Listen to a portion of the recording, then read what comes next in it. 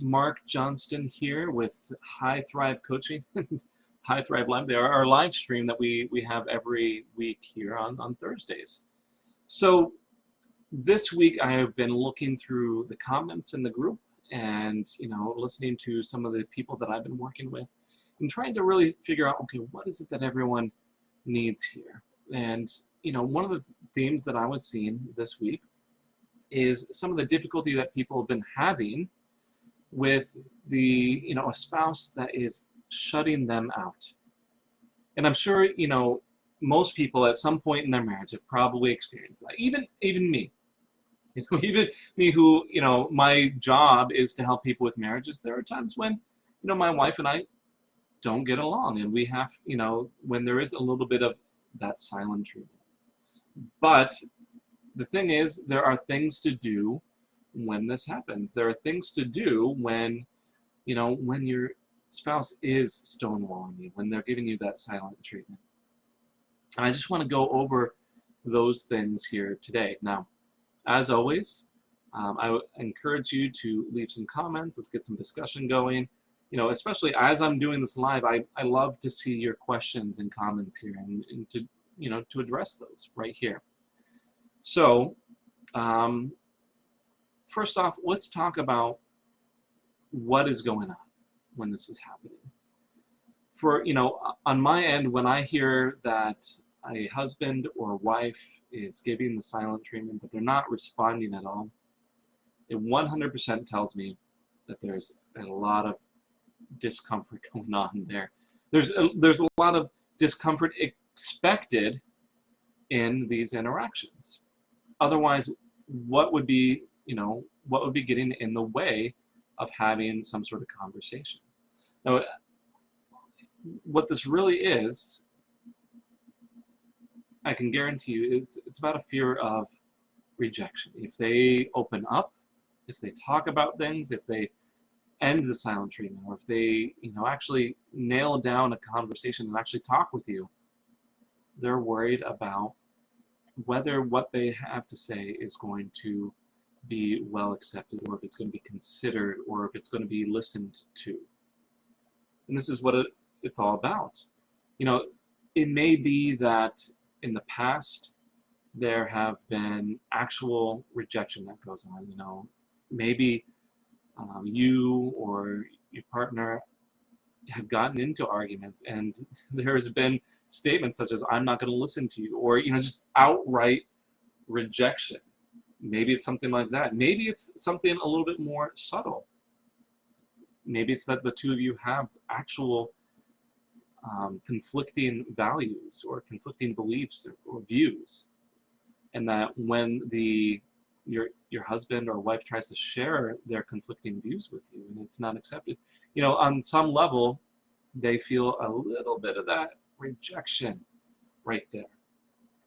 And some people are able to handle that a little bit better than others, especially in good and healthy relationships. My wife and I, we don't always see eye to eye on everything, but because we can come together on many things and because we can discuss those differences in a healthy manner, it's not that big of a deal.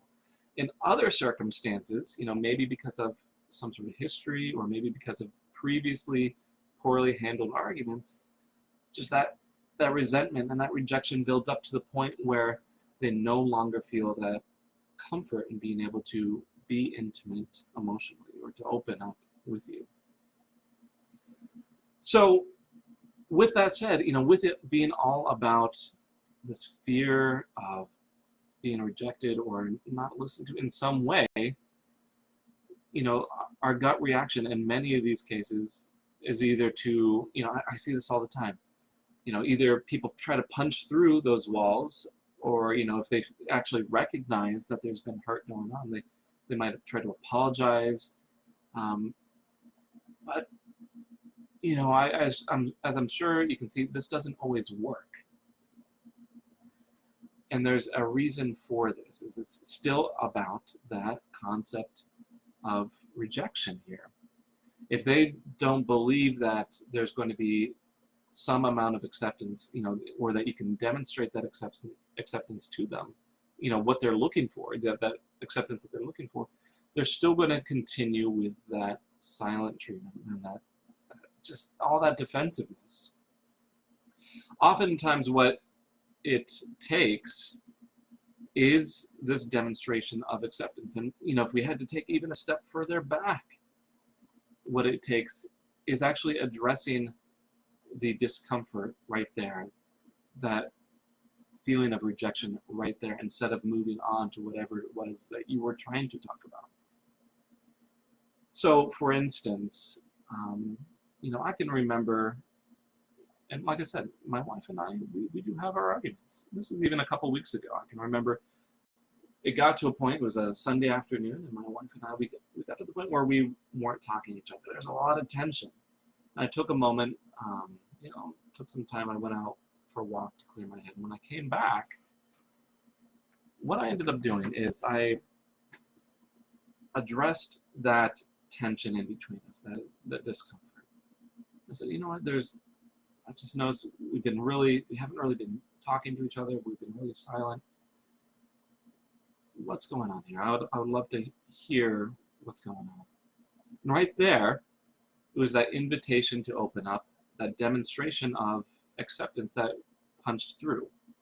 Now, in other circumstances that might not be, where that isn't the norm, it might take a little bit of a bigger gesture, or it might take more effort, but it is still about that security and whether that other person feels like they will be heard when they do open up. And the same principle can be applied to many situations. We can talk about situations where there's some chronic lying going on. I can think back to a gentleman that I was working with, where one of the big problems was there's a problem with pornography in the relationship, and how hurt the wife felt in those circumstances. Now, in this case, the husband, often hid his habits, and it was really damaging for the relationship, all that lying and hiding. What it ended up taking there for him to open up and not be silent about it, not to deflect things and not to lie, was that he needed to feel like his problems were accepted. Not that they were okay. Certainly we talked about boundaries and lines that need to be crossed, but the ability to open up and share and talk about the problems needed to be there for him to feel open. Similarly, in other cases like adultery, you're not going to get the adulterous partner to open up and talk about things if they feel like when they do, it's going to blow up, and there's going to be all this shame and guilt and harm. Certainly, there are many people who say, okay, in these sorts of situations, we should bring down the pain and we should make it really uncomfortable.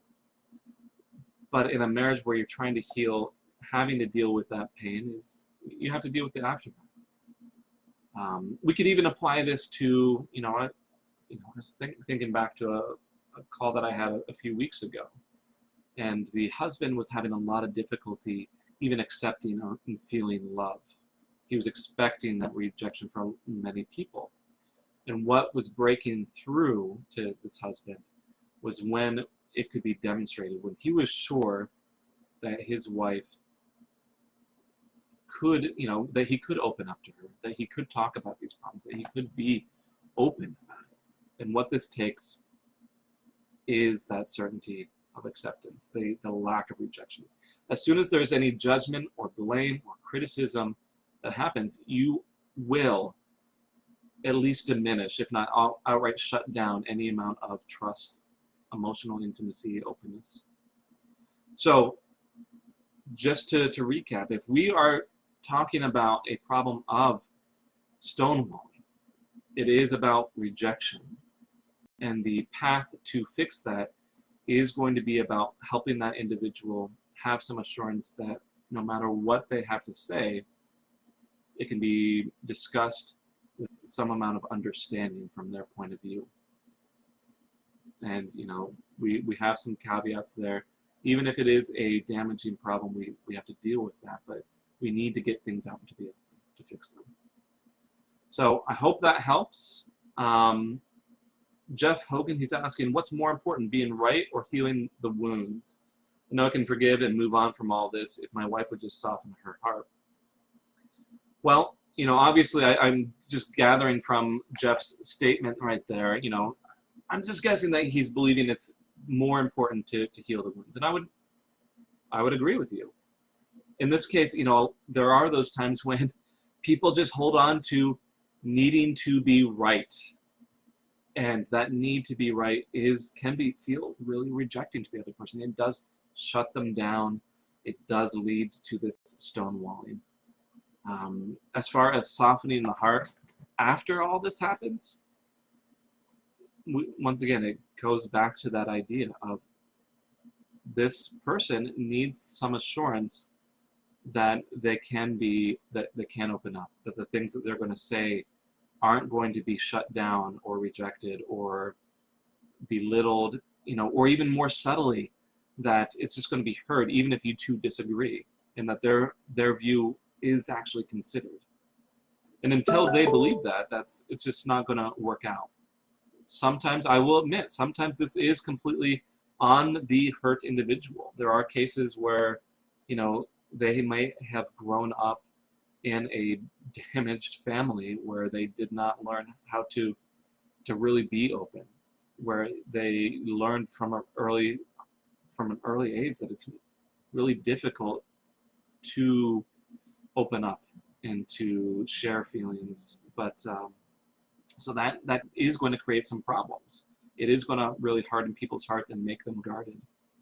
The concept is going to be the same. It's just there's going to be some differences in individual cases as what needs to be applied and where to push and how to really crack that situation open.